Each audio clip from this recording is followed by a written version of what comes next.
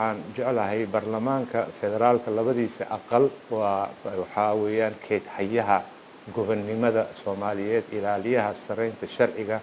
iyo amniga iyo hantida dawladda markaan leeyahay waa hantida shacbiga annaka waxaan nahay qowsaaro sida inta geel jira iyo loo jira iyo ari jira u dhaxdaa annakana waxaan jirnaa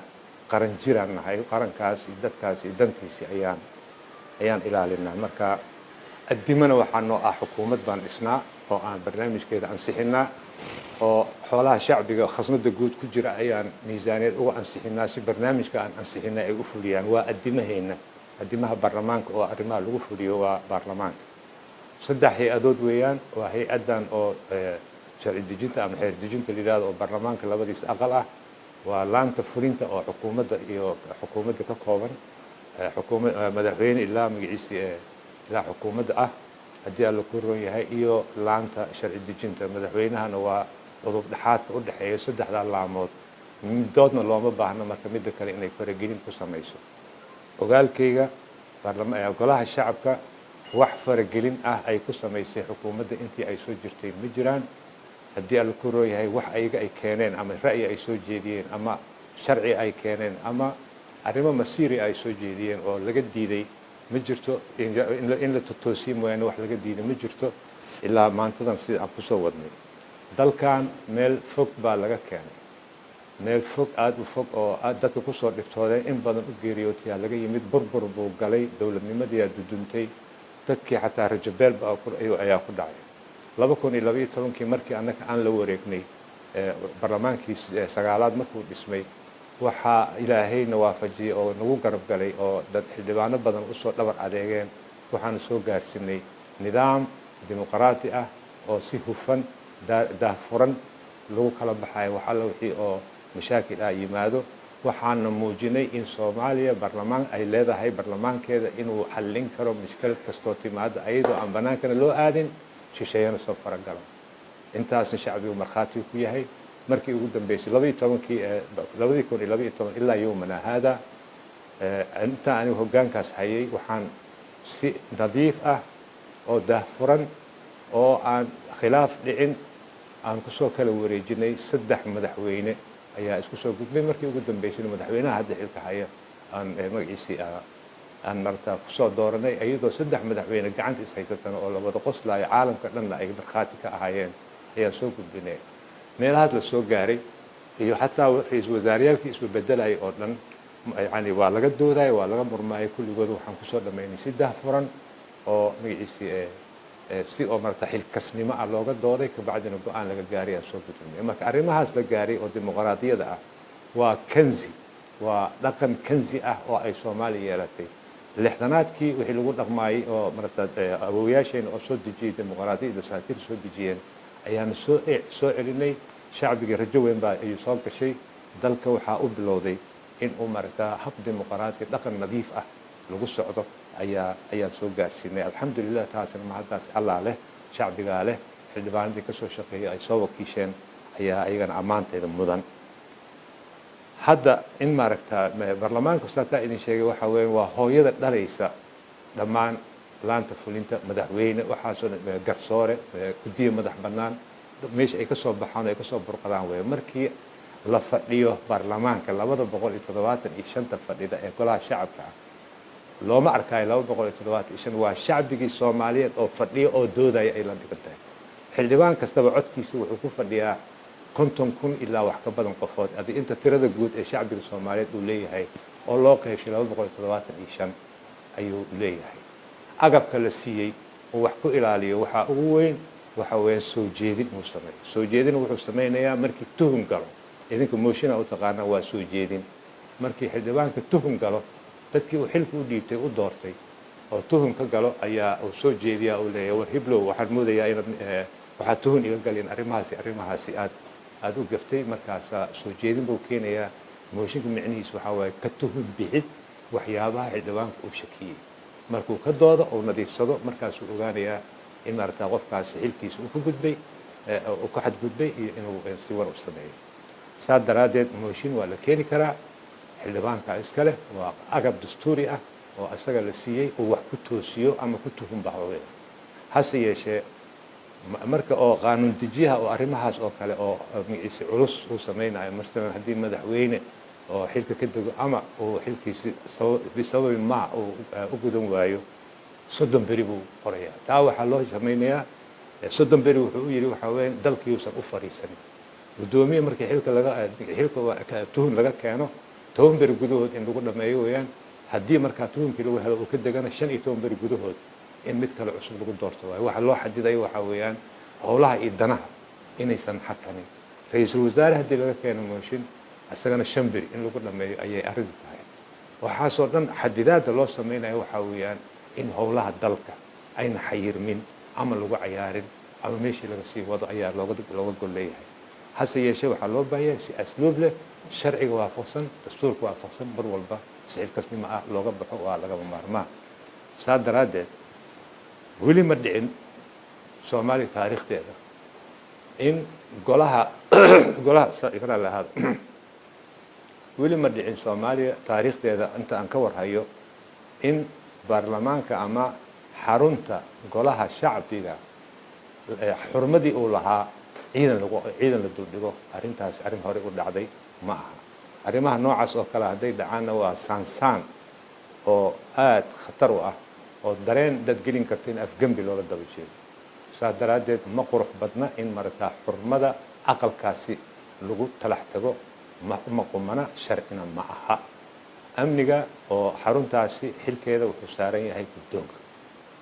guddoonka ayaa amar ka bixiya guddoonka ayaa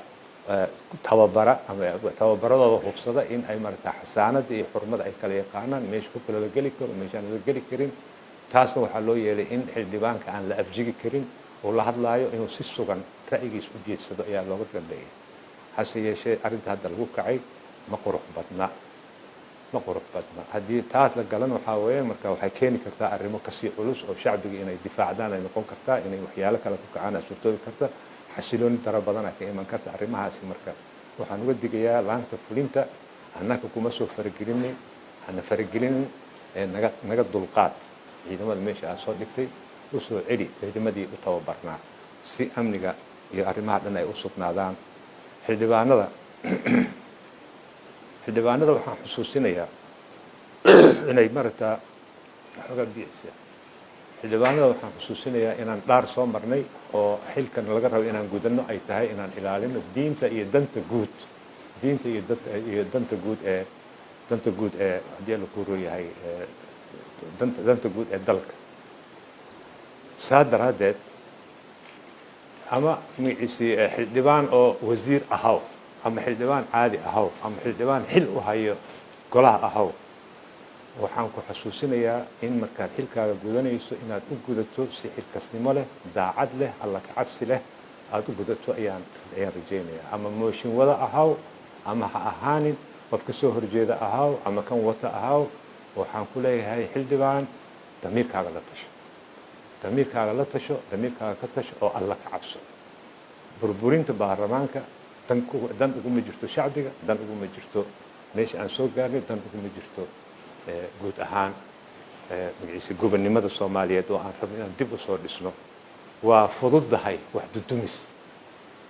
laakiin waa adag tahay wax dhisid waxa aan ku jirno waa wax dhisid waa dhib badan tahay hal qof ayaa ku filan inuu wax dudumiyo kun qof oo wax dhisaysa waxa la haddii hal qof oo duduminayo oo ka dambeeyo waa ka adag yahay marka dudumisku waa arrin aan markaa maanta shacbiga loo quurin waayo xukuumadda ra'iisul wasaaraha waa qof fiican waa shaqo yaqaan waa yani markuu talada baarlamaanka qaatana waa shaqooyin fiican buu gudbiyaa hase yeeshee ayaamahan dambe waxaad moodaa inuu ka tala qaato injineeradii kusoo takhasusay burburinta baarlamaankii 8aad ayaa ayaamahan la taliyaa waxaan kula talinayaa inuu ka fogaado arrimahaasi dadkaasina warkooda uusan maqlin golaha la tasho golaha ayaa maalin dhow ku saaray xil annaka mooshinka ma aanan wadin meel cid la laga baydaadsiiyay min fadlak ihsaanak yani ku soo noqo ilaalinta sharciga dastuurka iyo xilka aan ku saaranay in maragta inaan kula xisaabtano xaq baan u leenahay axad kastaba aday ku bannaan tahay inaad timaado ama wasiiradaada yimaadaan la soo xiriir baarlamaankaaga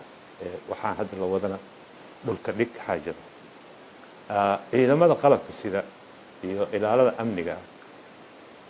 waxaan u sheegayaa in dastuurka uu farayo in ay ilaaliyaan midnimada iyo amniga Soomaaliya dalka iyo ummadda dadweynaha oo dhan wuxuu dastuurka farayaa inaysan ku milmin siyaasadda iyo qaybo siyaasadeed saa daraadeed inaan lagu tusin xildhibaankan saas way xildhibaankan fulaan waaye shaqo ku malihi xildhibaan waaye xasaanad buu leeyahay ixtiraamkiisu leeyahay dastuurka u damaana qaaday adigana waxaad qoriga u hayso oo meesha ilaalada lagu dhiibay waxa weeyaan islaantaas oo shaaha ku gadayso jidka iyo xildhibaanka kulligooda inaad amnigooda ilaalisaa lagu diray amar qalad ah inaad fuliso waxaad daw u leedahay inaad iska diinto waxaan dalka u rooneen waxaad daw u leedahay dastuurka ku damaana qaaday in aadan fulinin xataa haddii lagugu dilaayo taasaa lagu qaatay rabbigaaga agtiisa jazadiisa ay ku jirtaa marka min axsaanak wa fadlag barlamaanka wuxuu ku mashquulsan yahay sida adiga xaqaada u heli lahayd waxaa mashquulsanahay qofka geeriyooda xaqiisa sida loo heli lahaa duurkiisa loo heli lahaa haweenta uu ka tegay sida iyo armalada uu ka tegay inaan magaciisii samayno ayaa loo baahan yahay mar kale iyo mar kale waxaan leeyahay qof walba haddii lagu roon yahay magaciisii hawshiisa xilka loo horsaaray dastuurka la ilaasho annaka waxaan usoo taagannahay ku dhaqanka dastuurka ku dhaqanka haddii lagu roon shuruucda dalka u taala iyo cidna ayna ka sarayn karin sharciga ayaan usoo taagannahay oo waxaanu nahay kayd hayayaashii gobonnimada Soomaaliyeed iyo badqabka dalka Soomaaliyeed inaan u adeegsanaano ayaan u fadhinaa burburka ha laga ilaasho barlamaanka xildhibaan barlamaankaasi adiga iska madhid shacbiga ku wakiishay fadlak ihsaanak damiirkaaga la tasho alla ka cabso ilaali midnimada Soomaaliyeed wa'tasimu bihablillahi jamii'an xusuusnow taasi waxa weeyaan arrin aan idan hoosta ka xariiqayo arinta kale oo hadda oo maanta aan bismillah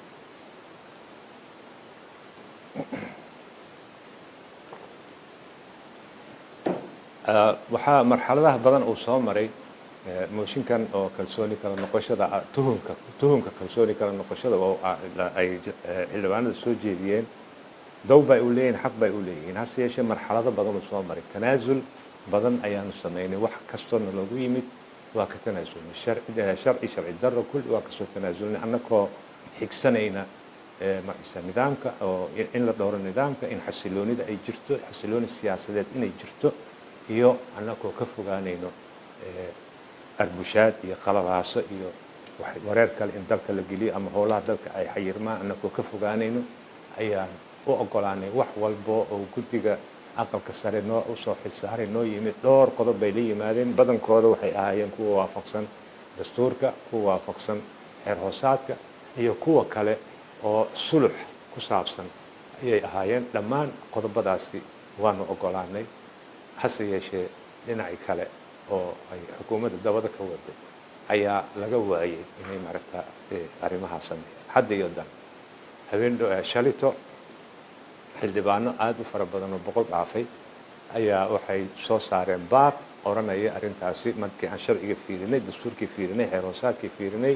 talooyinkii aqalka sare fiirinay in mooshinkaasi uu buray muddadii loo qabtayna uu dhammaaday hawshan caadi ay kusoo noqoto dalkiina howlihiisa loo kala diro wasiirna xafiiskiisa uu aado xildhibaanna golihiisa uu aado